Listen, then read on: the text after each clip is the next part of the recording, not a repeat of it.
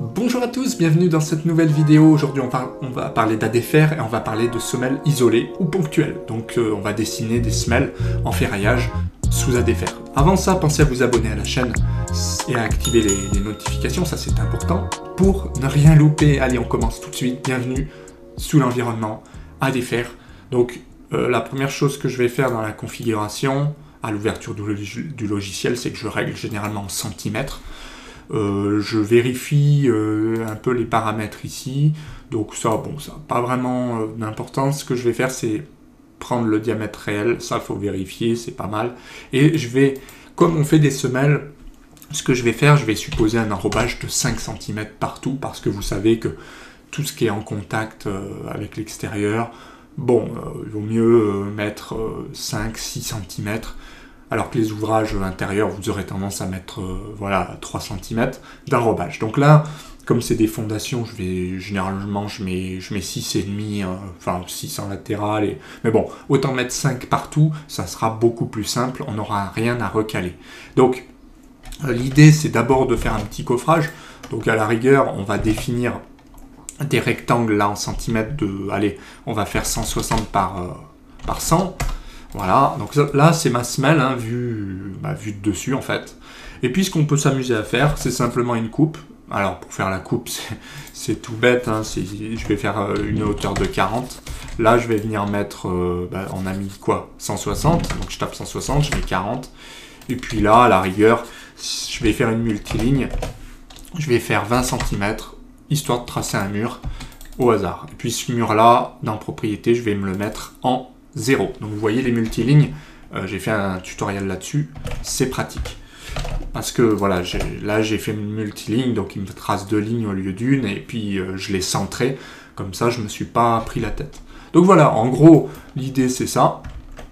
Alors mes cotes, elles sont pas bonnes, bon, parce que j'ai ouvert un gabarit par défaut, donc c'est pas grave, je vais pas m'embêter à côté pour le moment. Ce qu'on va faire, c'est régler l'échelle par contre. Moi, j'aime bien dessiner au 25e ou au 20e. Mais bon, je vais laisser 25e, ça me va bien. Voilà, donc en gros, maintenant qu'on a fait un coffrage rapide, bien sûr, on pourrait mettre coupe et vue en plan. Pourquoi pas. Et on pourrait aussi dessiner une ligne de coupe. Donc là, je vais marquer simplement coupe. Hein. Je ne vais pas m'embêter plus que ça. Mon texte, je vais le mettre en 12. Allez, en 8, pour pas que ce soit trop gros. Donc coupe. Et puis là, on peut très bien venir copier ça et venir ici mettre, je sais pas moi, vue en plan ou comme vous voulez. Voilà, ça n'a pas vraiment d'importance. Vous mettez comme vous avez l'habitude de faire. Hein. Ce qui va être important, c'est comment on met des armatures là-dedans. Alors pour commencer, dans les commandes, vous avez tout ce qui est acier crossé. Donc généralement, on utilise celui-là hein, pour les semelles. Donc c'est parti. Je vais mettre du HA14 ici.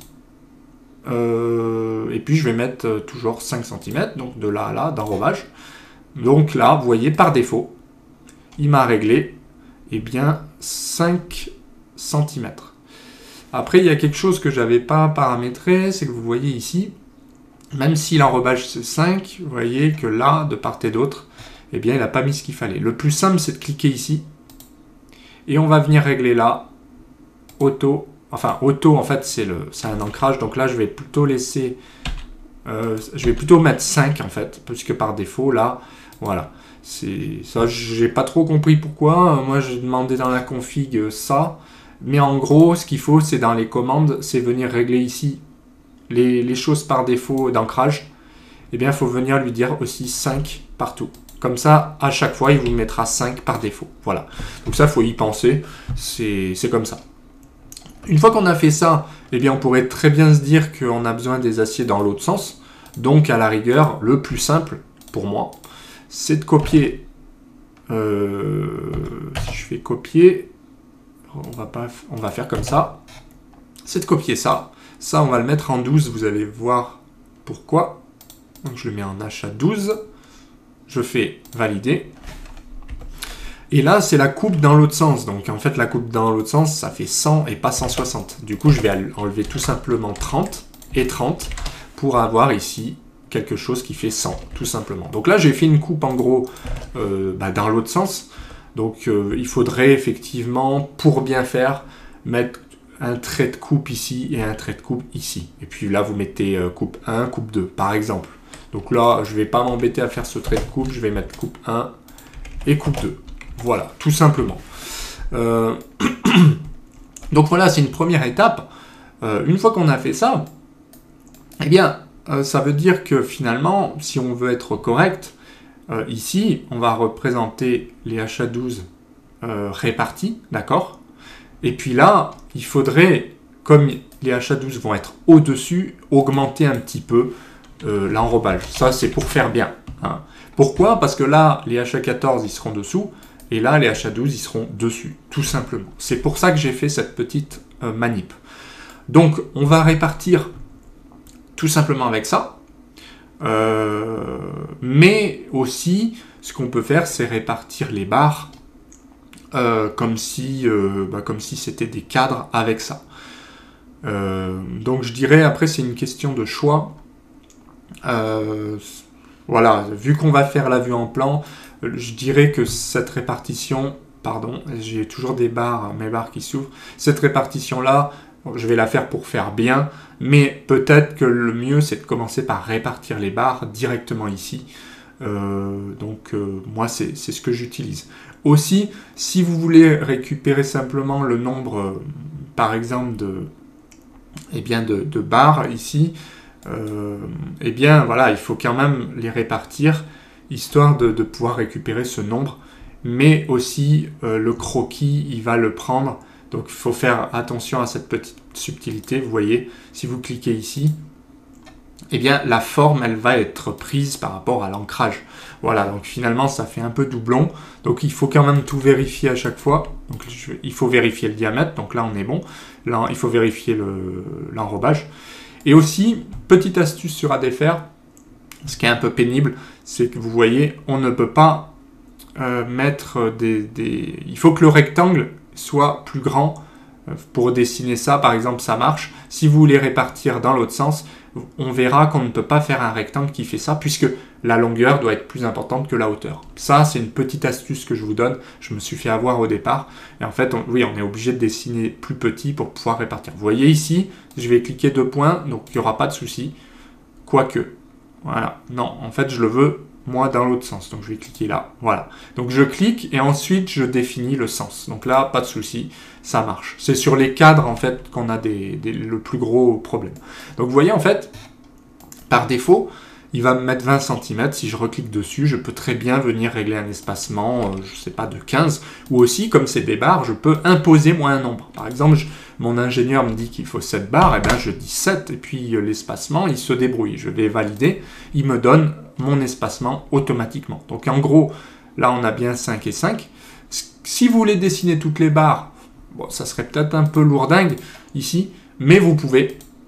Avec ADFR, vous pouvez sélectionner là, vous voyez, alors mode de répartition nombre OK, acier recouvrement, donc là, voilà, et puis il y a un endroit ici, acier unique, voilà, si vous voulez tous les aciers, vous mettez tous, si vous voulez qu'aux extrémités, vous mettez extrémités, moi j'aime bien en mettre un, et dire que, bah voilà, parce que ça prend moins de place, tout simplement, donc par défaut, ça me va très bien.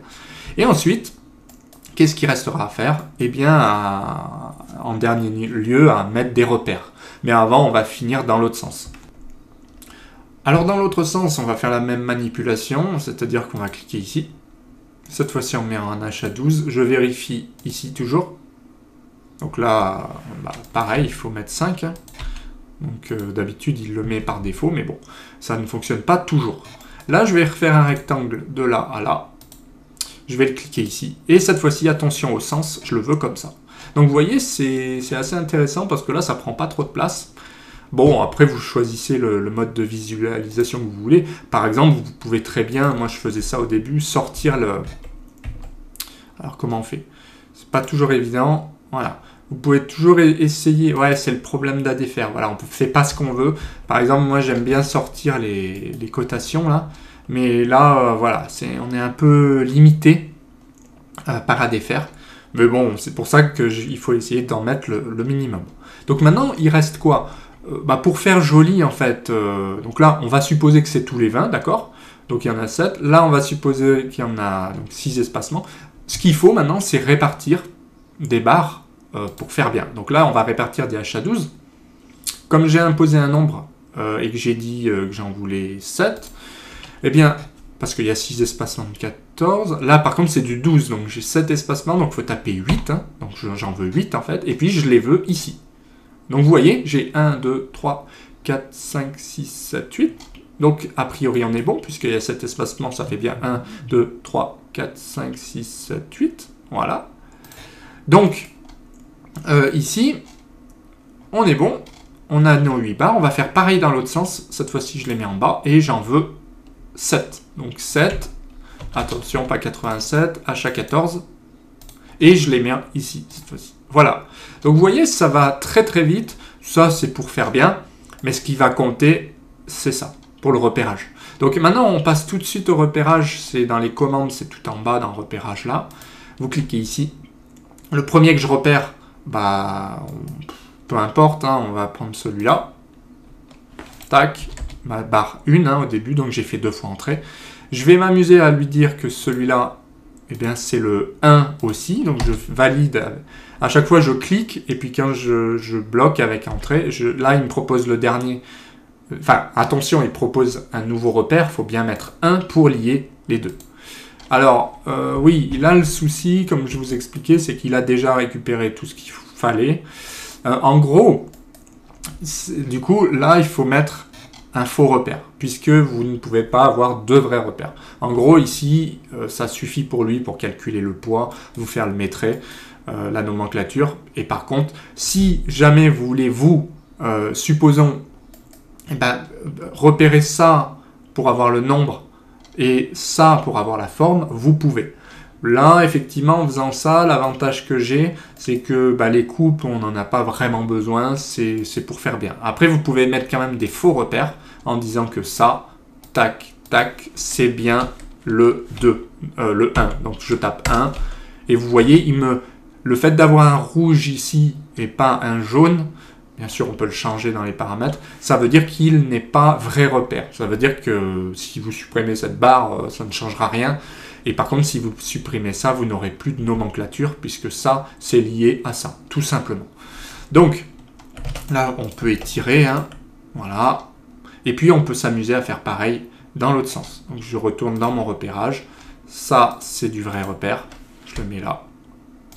Je mets 2. Là, je valide, hein, je fais entrer, il me propose 2. Là, je fais échappe, parce que je vais passer en faux repère. Je fais ça, tac, tac, je tape entrée, je mets bien 2 entrées. Voilà, comme ça, vous voyez, il lit bien les 2. Si on met par défaut 3 ou une autre valeur, ça ne sera pas bon, quoi. Il faut bien lier les aciers grâce au numéro. Ça, c'est particulier à ADFR. Il n'y a pas de liaison comme sur Advance ou d'autres logiciels par les armatures. C'est lié par les repérages. Il faut le savoir. Par contre, pour modifier une armature, ce n'est pas le repère, c'est bien l'armature en elle-même. Par contre, pour modifier des éléments d'annotation, c'est l'annotation. C'est un peu particulier. Mais c'est comme ça, on s'y habitue.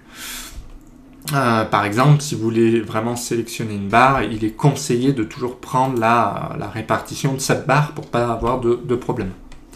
Mais bon, voilà, vous voyez, concrètement, là, on a réussi à faire, donc par défaut, lien inférieur, lien inférieur.